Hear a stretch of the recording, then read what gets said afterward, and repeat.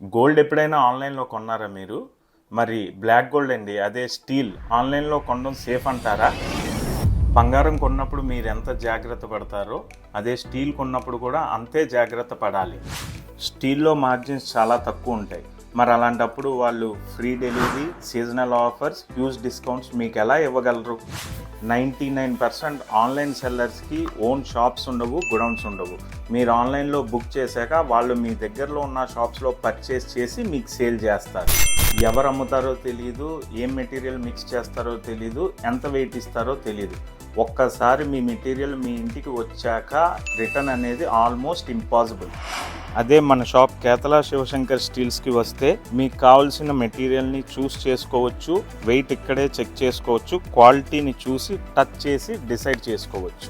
స్టీల్లో decision చాలా చిన్నది అనిపించవచ్చు, కానీ ఒక్కసారి కానీ రాంగ్ అయితే దాని పరిణామం చాలా పెద్దది.